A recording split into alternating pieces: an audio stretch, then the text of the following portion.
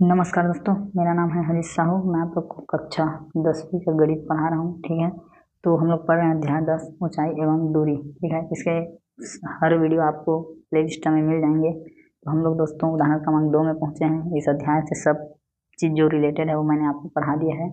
अब हम उदाहरण को हल करते हुए आगे बढ़ रहे हैं। तो उदाहरण क्रमांक 2 में पहुंचे हैं, तो चलिए उदाहरण क्रमांक 2 क्या बोलता है इसे हम हल करें। ठीक है दोस्तों, तो देखिए क्या बोलता है उदाहरण क्रमांक 2।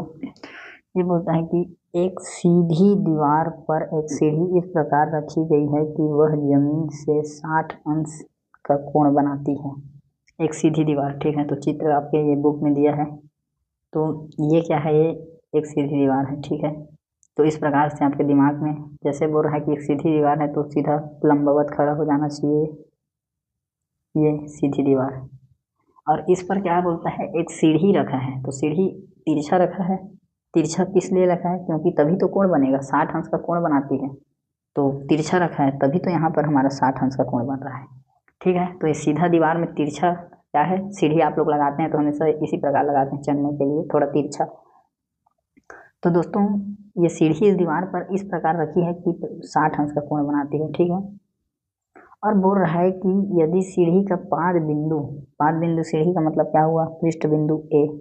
ठीक है, यहाँ से हम देखें कि एक पृष्ठ बिंदु ए, तो यहाँ से बोलता है कि सीढ़ी के पाद बिंदु से 4 मीटर की दूरी पर हो। तो जो सीढ़ी का पृष्ठ तल है वो दीवार से कितना दूरी में है, 4 मीटर की दूरी में है। ठीक है,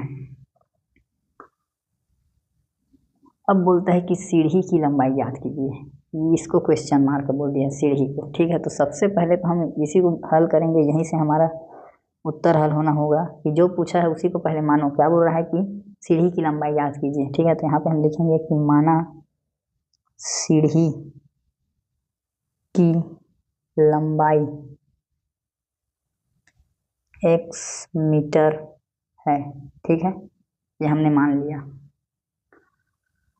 अब देखो कि जब हम चित्र को बनाएंगे इस प्रकार से, सीढ़ी रखा है तिरछा दीवार में और 60 अंश का कोण बन रहा है, तो इसी प्रकार से चित्र बनेगा। तो ये एक त्रिभुज के ऊपर बन गया। ठीक है, त्रिभुजाकार बन गया, त्रिभुज पे आधारित हो गया है ना। और समकोण त्रिभुज है क्योंकि सीधी दीवार है, यहाँ पे स्पष्ट बोला है इसलिए सीधा खड़ा है, तो यहाँ पर 90 अंश का कोण बना है।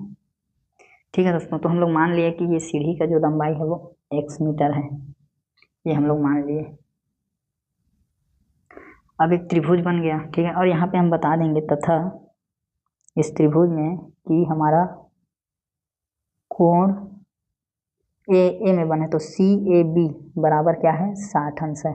ठीक है, अब हम इसे हल करेंगे कि अब त्रिभुज ABC में, अब देखिए कि हमारे पास क्या क्या है। एक तो इधर हमारे पास आधार है, ज्ञात है हमें, और एक तो हमारे पास ये कर्ण है जो हमने मान लिया है x के रूप में। तो हमें आधार और कर्ण दो चीज पता है। तो त्रिकोणमिति अनुपात में आधार और कर्ण किसमें आता है, तो लाल बटे कक्का के फार्मूला से हम देखेंगे।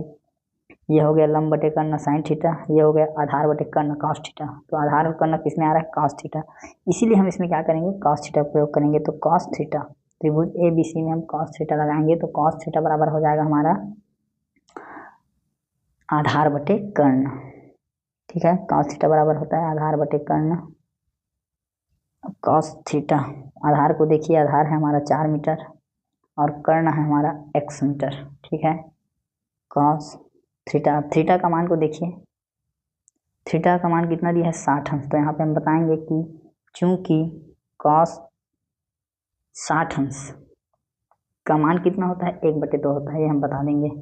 ठीक है, तो ये इस प्रकार से यहाँ पे थीटा का मान कॉस 60 अंश होगा, उसके बाद ये 1/2 हो जाएगा, उसके बाद ये x को हम इधर भेजेंगे तो ये 1 के साथ मल्टीप्लाई होगा, 2 को उधर भेजेंगे तो 4 के साथ। यहाँ पे बोल दो कि पक्षांतर करने पर, ठीक है, पक्षांतर की क्रिया हो गई। उसके बाद ये हो गया x और ये हो गया 8, तो x का मान क्या आ गया, 8 आ गया। और x को हमने क्या माना है, तो x हमारा क्या है, सीढ़ी की लंबाई x मीटर है। तो x का क्या माना गया 8। तो यहाँ पे हम लिखेंगे कि अतः सीढ़ी की लंबाई 8 मीटर है। ठीक है दोस्तों, तो बहुत ही आसान है। सबसे पहले आपके दिमाग में आना चाहिए कि एक सीधी दीवार है, तो सबसे पहले आप एक सीधी दीवार बी सी के रूप में तैयार करेंगे। उसके बाद एक सीढ़ी उसमें तिरछा झुकाना है, तभी तो 60 अंश का कोण बनेगा। उसके बाद बाकी आप सब कर लेंगे। और मेन चीज़ ये है कि कौन सा त्रिकोणमितीय अनुपात लगेगा। तो आधार और कर्ण दिया है, तो आधार बटे कर्ण होता है cos थीटा, इसीलिए cos थीटा का उपयोग किया। इसके पहले वाले उदाहरण में हमने tan थीटा का प्रयोग किया था, इसमें cos थीटा का प्रयोग हुआ।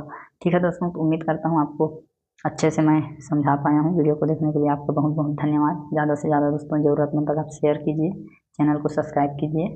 ठीक है दोस्तों, मिलेंगे नेक्स्ट एग्जाम्पल के साथ। तब तक के लिए जय हिंद, वंदे मातरम।